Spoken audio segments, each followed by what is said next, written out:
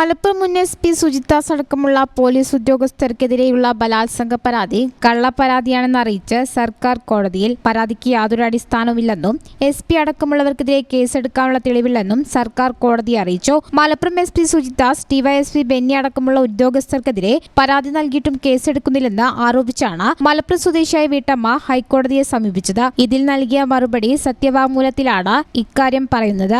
Malappuram additional superintendent of police Firoz M ഷെഫീഖാണ് സർക്കാരിനായി മറുപടി സത്യവാങ്മൂലം നൽകിയത്. ഈ വീട്ടമ്മ നൽകിയ പരാതി കള്ളപ്പരാതിയാണ്. ഇത് സംബന്ധിച്ച് ആവശ്യമായ പരിശോധനകളും തെളിവുകളും പോലീസ് ശേഖരിച്ചിരുന്നു. ഇവർ നൽകിയ മൊഴി പരസ്പര വിരുദ്ധമാണെന്നും പീഡനത്തിനിരയാക്കിയെന്ന് പറയുന്ന സ്ഥലങ്ങൾ, സാഹചര്യങ്ങൾ എന്നിവ സംബന്ധിച്ച് കൃത്യമായ മൊഴി നൽകാൻ കഴിഞ്ഞിട്ടില്ലെന്നും വീട്ടമ്മയുടെ പരാതിയിൽ FIR രജിസ്റ്റർ ചെയ്യാൻ യാതൊരു തെളിവുകളുമില്ലെന്നും പോലീസ് ഹൈക്കോടതിയെ അറിയിച്ചു. ഇത്തരത്തിൽ കേസെടുത്താൽ അത് പോലീസുകാരുടെ ആത്മവീര്യവും മനോവീര്യവും തകർക്കുമെന്നും മറുപടി സത്യവാങ്മൂലത്തിൽ പറയുന്നു. സംഭവം നടന്ന സമയം ഒരു പോലീസ് ഉദ്യോഗസ്ഥന്റെ ഫോൺ കോൾ അടക്കമുള്ളവ പരിശോധിച്ചിരുന്നു. ആ സമയത്ത് ആ ഉദ്യോഗസ്ഥൻ കോയമ്പത്തൂരിലാണെന്ന് കണ്ടെത്തിയിട്ടുണ്ട്.